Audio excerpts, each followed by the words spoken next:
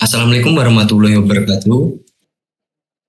Pada kesempatan kali ini, kita akan mempresentasikan proyek kami yang berjudul Klasifikasi Risiko Putus Sekolah menggunakan algoritma KNN yang dikerjakan oleh saya sendiri Fani Abdurrafiq, selanjutnya ada Sengioner Hakim dan Made Dani Ardani.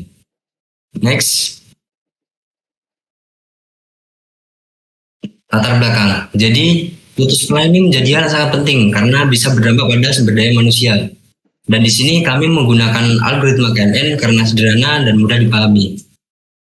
Next.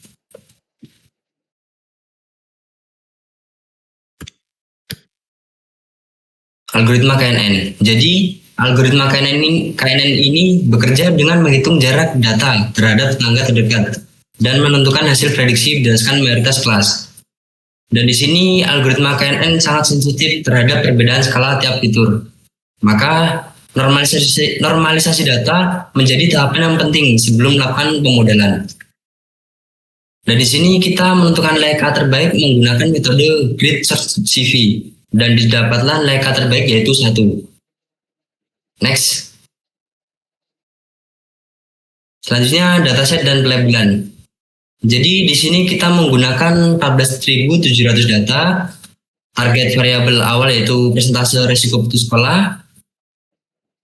Dan di sini kami menjadi 3 kategori yaitu rendah, sedang, dan tinggi berdasarkan rentan nilai kuartil Q1 hingga Q3.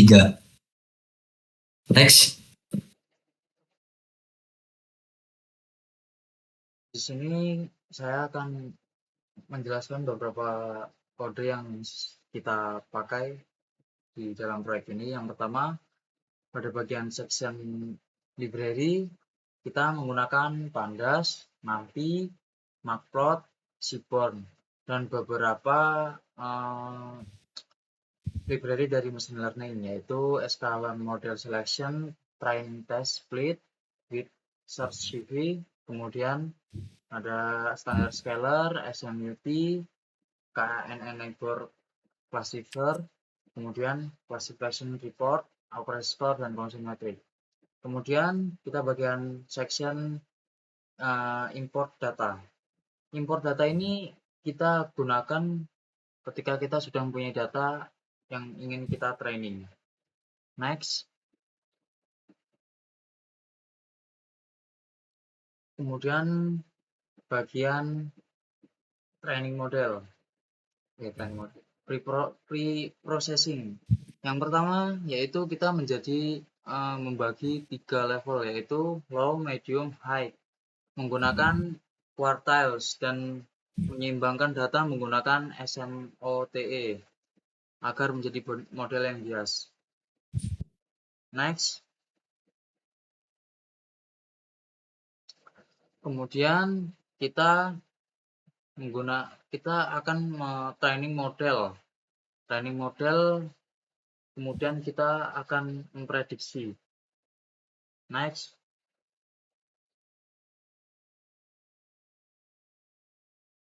Nah, di performance evaluation ini adalah hasil evaluasi dari performa model kami, di mana akurasi total yang didapatkan dari model ini adalah 35,78%. Jika dilihat dari average skor per kelas, kategori sedang memiliki skor tertinggi yaitu 0,47, sedangkan kategori rendah dan tinggi hanya mencapai 0,27 dan 0,25. Angka-angka ini mengindikasikan bahwa meskipun sudah dilakukan penyeimbangan data, model masih kesulitan untuk membedakan antara kelas secara efektif. Kemudian di sini ada visualisasi confusion metriknya. Digunakan untuk melihat detail kesalahan prediksi. Metrik ini menurut saya model paling akurat dalam memprediksi kategori. Sedang dengan 660 prediksi benar, yaitu kotak hijau tua di tengah. Kemudian ada kekurangannya yang terlihat jelas, yaitu di mana data yang seharusnya masuk kategori rendah ataupun low seringkali salah diprediksi oleh model sebagai kategori sedang. Hal inilah yang menyebabkan rendahnya akurasi pada kelas minoritasnya. Kesimpulan dari proyek kita, implementasi algoritma KNN pada 14.700 data set sekolah ini dilakukan melalui pendekatan clustering resiko berbasis kuartil dan penyimbangan data menggunakan SMOT. Hasil evaluasi menunjukkan performa terbaik yang dicapai pada parameter K-nya yaitu 1 dengan akurasi sebesar 35,78%. Meskipun prediksi pada kategori sedang cukup dominan, masih terhadap bias yang besar yang menyebabkan tingginya tingkat kesalahan klasifikasi pada kategori risiko rendah dan tinggi.